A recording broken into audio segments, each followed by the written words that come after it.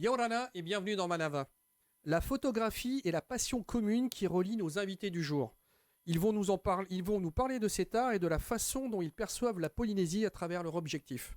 J'accueille Ravaret, qui est photographe, Teva Sylvain, photographe également, et Ben Touar, qui est aussi photographe. Ravi de vous accueillir tous les trois sur ce plateau. Teva, comment es-tu devenu photographe ? Moi, c'est un petit peu une obligation, puisque mon père était photographe déjà. Et j'ai vécu dans ce milieu depuis que je suis tout petit. Donc à l'âge de 13 ans, j'ai commencé à faire mes premières photos. Et j'ai suivi les pas de mon père. Et puis surtout, lui, il n'était pas que photographe, il était aussi cinéaste. Bon, à cette époque, on ne travaille pas de la même manière qu'aujourd'hui, hein. C'était plus compliqué. Mais c'est très, très intéressant parce que j'ai vécu la photographie dans la partie ancestrale de l'image, c'est-à-dire l'argentique, L'argentique. le développement, les cuves de produits chimiques. J'ai vécu aussi le début de la couleur avec les développements hectachrome et tout. Bon, c'était vraiment intéressant et j'avoue que aujourd'hui, mon père, s'il était encore vivant, il aurait beaucoup apprécié l'évolution qu'il y a eu dans ce domaine parce que on fait de l'image aujourd'hui avec des appareils tellement extraordinaires, tellement plus performants. On n'a plus ces problèmes de lumière. Il y avait peut-être aussi cette émotion du développement. Et cette image qui apparaît immédiatement. Voilà, oui. C'était le Polaroid à l'époque. Et encore que le Polaroid, c'était une belle M avec des petits points. Ben, est-ce que tu peux nous raconter ton parcours ? Alors, on va essayer de Toulon à Paris, on va dire. Ouais, alors moi je pense que ma passion première c'est vraiment la mer et l'océan. Et la photo est arrivée après, à l'adolescence, où j'ai découvert un vieil appareil de mon père à la maison dans le grenier. Et puis bon, c'était encore à la péloche. Et donc j'ai acheté quelques films. Je me suis mis à faire des photos de tout et de rien au début, mais très rapidement forcément des copains au surf, des vagues et très vite de la mer. Voilà. Et puis après ma passion m'a emmené un peu à droite à gauche, à Hawaï d'abord, un peu autour du monde et puis à Tahiti, voilà. Et t'es resté chez nous. Tu t'es dit j'y suis Sans bien quand mon même. cœur, voilà, a choisi Tahiti. T'as entendu ce que vient de dire Raval a dit forcément. Mais c'est vrai qu'on y est bien. Ton parcours à toi, d'où vient cette passion, Rava ? Moi, j'ai commencé à 17 ans. Je suis partie vivre au Costa Rica à un moment et je me suis dit que peut-être il faudrait que je prenne des photos. Et du coup, j'ai pris mon argent de mon petit boulot. J'habitais en Amérique dans ces temps-là, à New York. Et je me suis acheté mon premier appareil, une Nikon, et je suis partie vivre au Costa Rica. Et je prenais des photos des singes au début, un peu de mes aventures. Toi, t'étais déjà en numérique.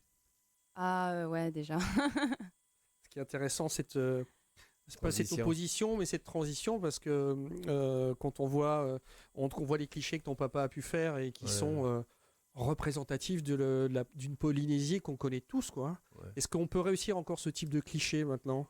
Alors moi, je voudrais juste revenir un petit peu sur les avantages et les inconvénients, hein. Donc aujourd'hui, les photos que mon père a prises dans les années 20, pas 20, mais 40. Les années 40, 50, ouais. Et surtout celles de Tahiti qui sont de l'année 1960 ou même un peu avant.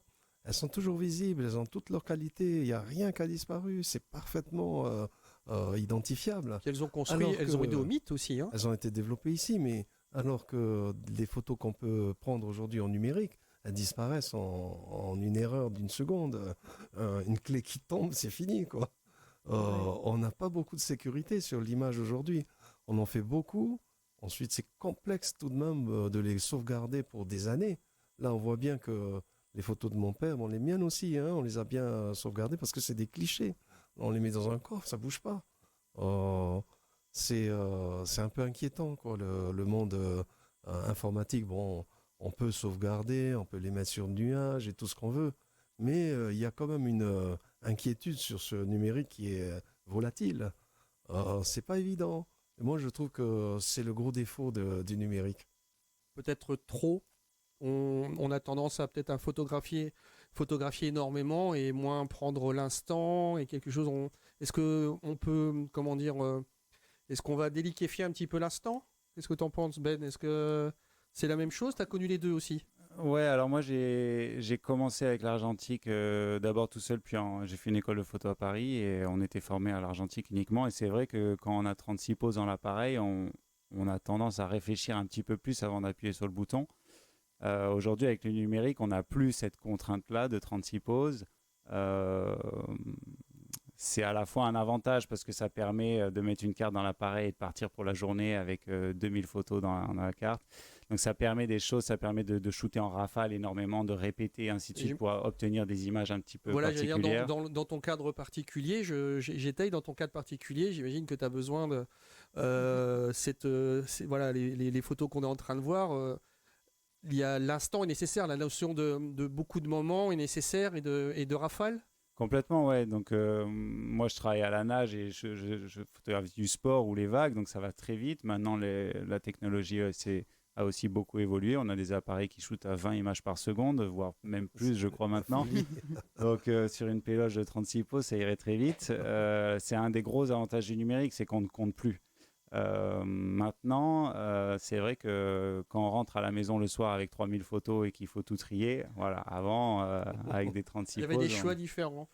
Voilà, Est-ce qu'on peut transmettre la même émotion Comment ça? que sur une photo où on sait qu'on n'en a qu'une à prendre et là on sait qu'on on a peut-être pris 30 ou 40 de suite. Est-ce qu'on va réussir à aller chercher les mêmes émotions? Je poserai la même question, Rava, après.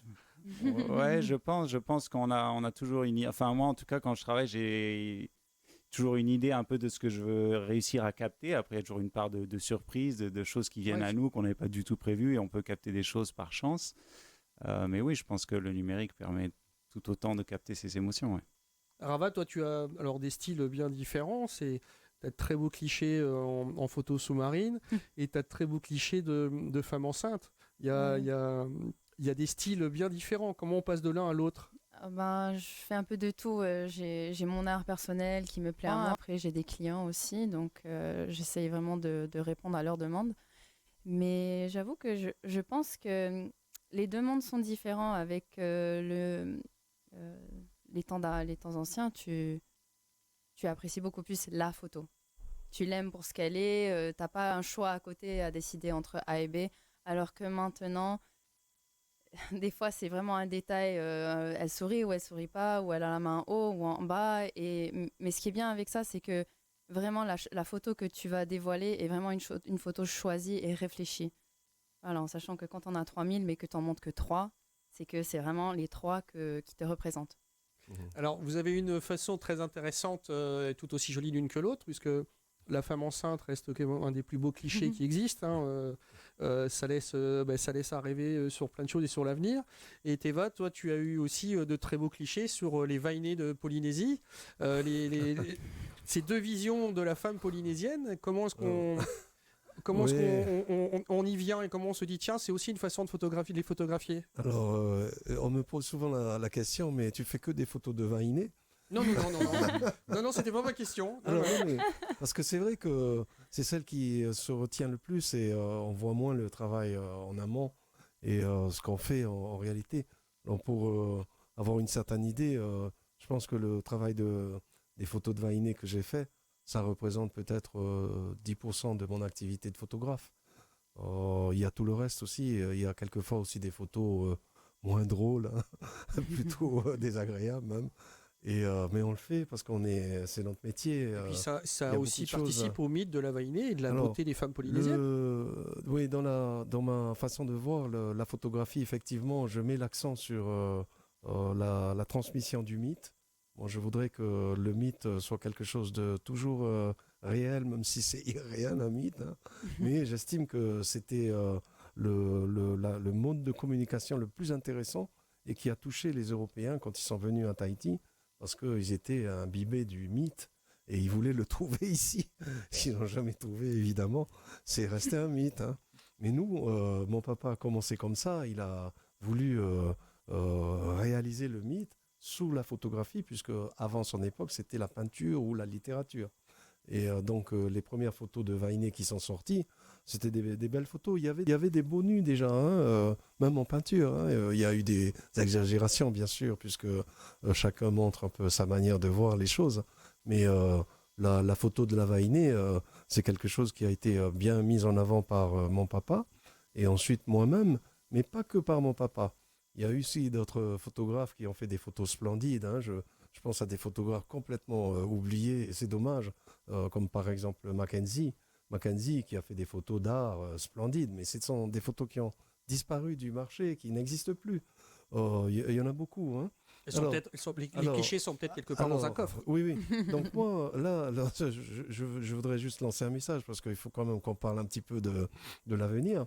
Donc mon idée à moi aujourd'hui, et je pense qu'elle sera partagée par nos photographes, c'est de créer ici à Tahiti, pas sous la forme d'une entreprise administrative ou genre tourisme et tout, mais sous la forme entreprise privée, faire le palais de l'image. Je ne peux pas dire le musée de l'image parce qu'on ne bénéficierait pas des avantages de la défiscalisation et tout. Donc on en a un petit peu parlé. Et moi, je pense que l'image n'est pas suffisamment soutenue en Polynésie.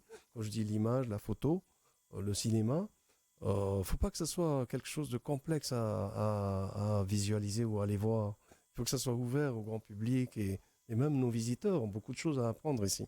Il y a tellement d'inconnus dans l'image que c'est déroutant, c'est dommage. On ne parle pas assez de la photographie. Alors, bon, voilà, le message est passé. Je vous remercie pour m'inviter pour ça parce que je pense que c'est nécessaire de reparler un peu de la photo et de notre métier. Ben, tu es passionné de, tu es passionné de surf aussi. Alors, tu associes et le surf et la photo. Est-ce que justement la photo permet de faire découvrir la qualité de nos spots en Polynésie et est un support à la connaissance des autres ou la reconnaissance du site de la Polynésie? Oui, complètement. Ouais. Je pense que encore plus aujourd'hui où on arrive à montrer, à véhiculer des images via les plateformes digitales, les réseaux sociaux, les sites internet, tout ça, de manière beaucoup plus rapide et beaucoup plus facile qu'avant. C'est sûr que la photo permet de montrer au monde entier un sport, un lieu. Donc effectivement, Te Aupo, depuis ces 30 dernières années, a bénéficié de beaucoup de couverture médiatique et d'autant plus aujourd'hui. Et puis avec cet événement des JO qui arrive, bon voilà, c'est pour moi la photo, je diviserais un petit peu la photo en deux choses. Il y a la partie documentaire, on va dire, où on documente un événement, un sport, et puis après il y a la partie peut-être plus artistique où on exprime peut-être nos émotions, où on peut faire passer un message. Ce que tu as fait dans un de tes livres où tu as photographié des vagues un petit peu sur l'ensemble de la planète, ça soit très froid, très chaud. Enfin, comment est-ce qu'on prépare ce genre de livre, d'illustration justement? Parce que là, il y a du travail. Oui, en fait, j'ai d'abord commencé par faire des photos de sport de glisse, donc beaucoup de surf pendant plus d'une dizaine d'années. Et puis, au bout d'un moment, j'ai eu envie de montrer des choses un peu plus personnelles, notamment tout le côté sous-marin qui est à Te Aupo.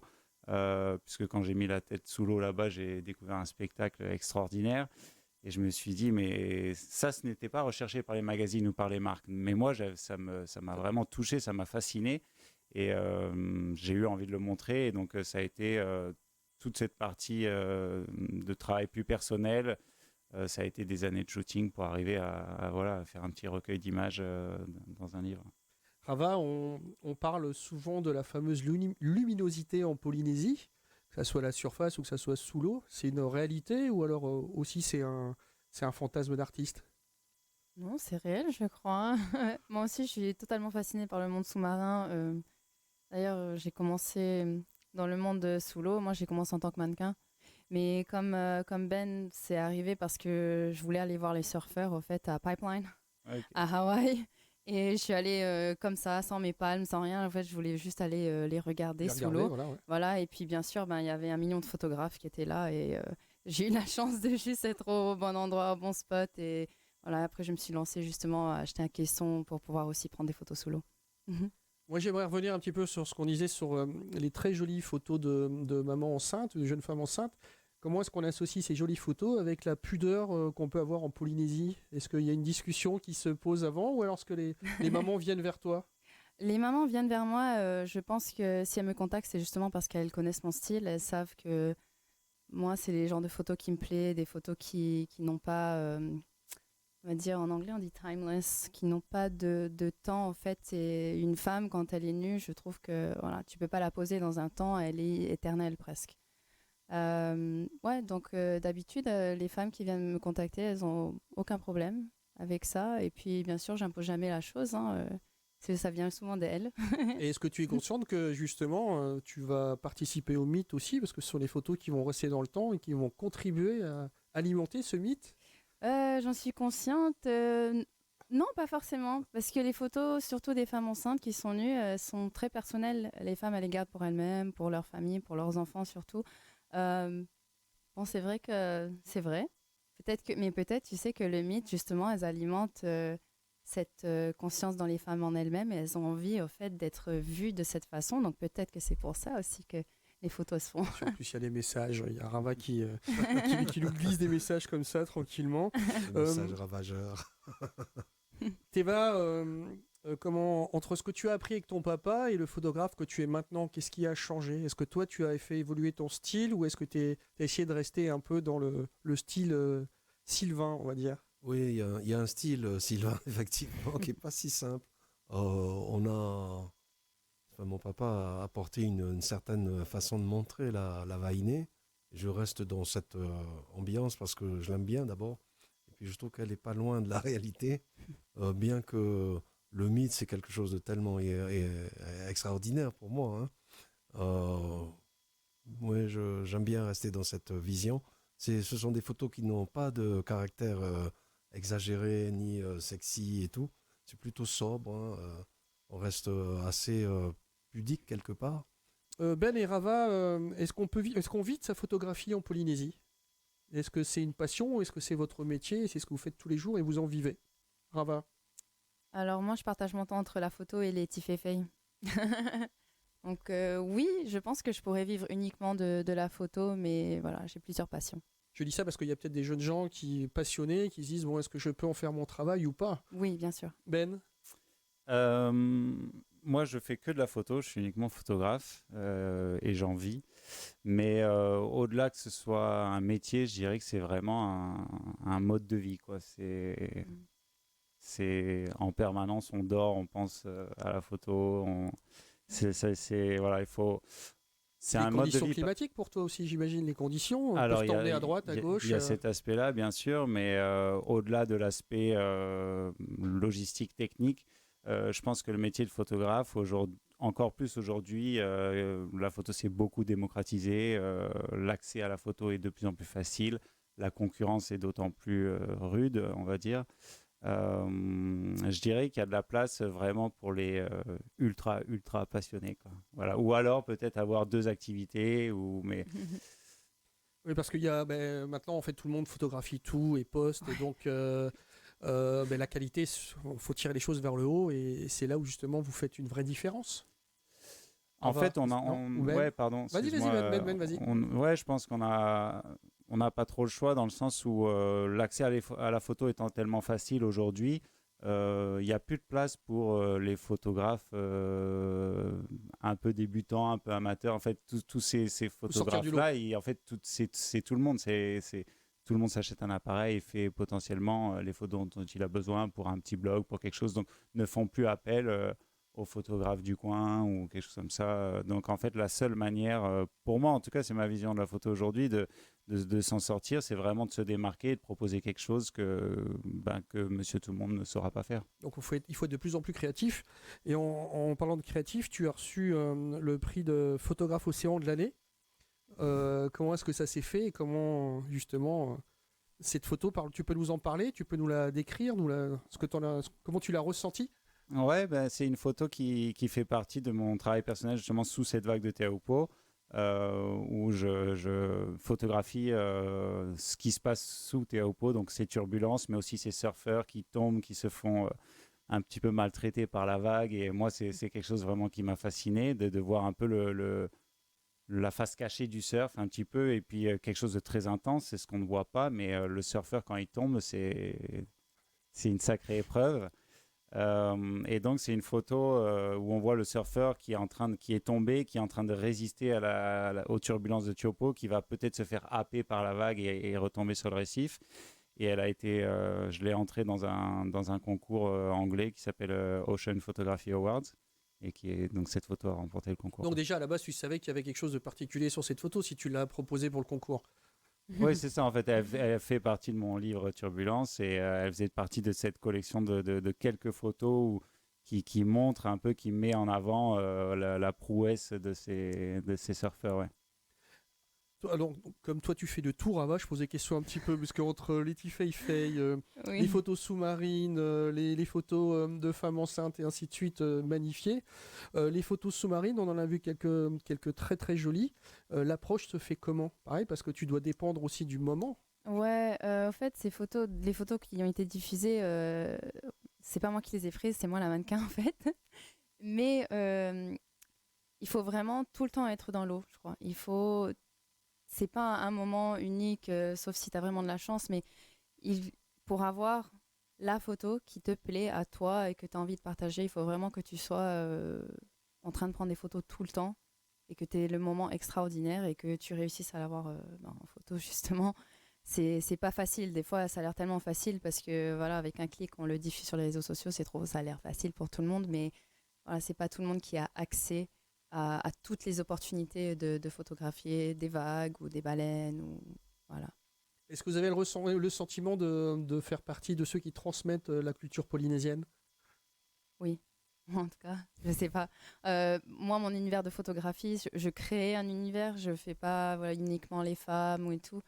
Je pense que c'est peut-être ce qui a attiré mes followers et tout sur les réseaux, c'est que justement, j'essaye de représenter ma vision du monde polynésien. Donc oui. Teva, Oui. Euh, Teva, pareil, est-ce que tu es conscient du fait que tu transmettes aussi une partie de la culture polynésienne? oui, non, mais évidemment, la photographie, ça transmet la culture, ça transmet un savoir, c'est le contenu de l'image. Bon, maintenant, il n'y a pas que la culture, hein, il y a aussi la création artistique. En plus, avec des messages qui peuvent être transmis par son image. Oui, non, mais bon, ça fait partie je dirais, ouais, de mode de transmission de la culture. Ouais. Je pense qu'on a fait beaucoup dans ce sens-là, non, ouais. Vous emmenez la culture polynésienne à l'extérieur et elle est perçue comment? On la regarde toujours avec autant d'envie et d'intérêt? Oui, en tout cas, en ce qui me concerne, si on considère les vagues faisant partie de la culture polynésienne, mais je pense L'océan, oui. sincèrement, puisque en tout cas, on a des vagues ici en Polynésie qui sont très particulières, qui se différencient des vagues ailleurs. Et ce qui m'a permis d'ailleurs de créer ce portfolio-là en sous-marin, parce qu'on a une clarté d'eau exceptionnelle, notamment sous les vagues ici, puisque les vagues sont sur le récif, il n'y a pas de sable et tout, donc on a une eau très claire. Et à l'occasion d'expositions à Paris et autres, c'est vrai qu'on transporte un petit peu ce monde-là sous-marin à des gens qui ne le connaissent pas, et c'est souvent très bien reçu, c'est souvent un grand partage. Teva, est-ce Oui. qu'il y a un Sylvain qui reprend le flambeau? Ouais, je pense qu'il y en aura un. Ouais, j'en ai 4, hein, des Sylvains. Et il y en a un qui me paraît être ouais, porteur. Il est tout jeune, hein, mais il aime beaucoup. Il a le même caractère que moi. Il est curieux. Je pense il va certainement s'y mettre. En tous les cas, je vais tout faire pour qu'il trouve quelque chose Il y a à une faire. troisième Hein. génération de Sylvains Ouais. qui continue Ouais. à photographier Moi, la je pense Polynésie. enfin, bon, je voudrais quand même revenir un peu à mon petit message au début. Je pense Alors que ça va être très la court parce qu'on va Polynésie, devoir ouais, conclure, ouais, hein, ça va Teva. ça va être très court, mais il faut conclure sur quelque chose de positif. Hein. Voilà. Moi, je pense que la Polynésie, la politique notamment, n'a pas suffisamment donné le regard qu'il fallait aux créateurs, notamment dans la photographie, dans l'image. On n'a rien fait en réalité. On a limité à quelques photographes plus ou moins connus ou proches des instances locales, mais il n'y a rien. On n'a pas grand-chose pour euh, mettre un petit peu en évidence ce qui a fait la reconnaissance de Tahiti. Tahiti a été connu grâce à l'image, pas autre chose. L'image en grande partie. J'espère que le message sera entendu. Non, mais oui, mais c'est important de le remarteler parce que Et je te on laisse, voit bien que et on t'a laissé on fait l'exprimer n'importe quoi. justement, voilà. Ouais, non, c'est vrai, il faut remonter Peut-être créer une école de photographie en Polynésie. Déjà, il y a ça, oui, absolument, mais il y a surtout la partie archives, où les archives, c'est pas destiné à mettre ça dans une boîte et que personne ne regarde, quoi. C'est normalement à ouvrir au grand public. Mais j'espère qu'ils vont t'entendre. Ouais, bah, ça m'étonnerait. Rava, quelle est la photo que tu rêverais de faire? Je préfère pas partager, mais elle est sous l'eau, c'est sûr. Elle est sous l'eau. Ben?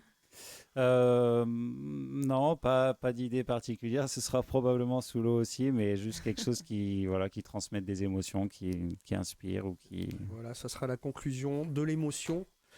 Grâce aux artistes grâce aux artistes que vous êtes, nous avons pu continuer à découvrir la Polynésie sous des angles différents et avec un réel plaisir. Merci d'avoir répondu à mes questions.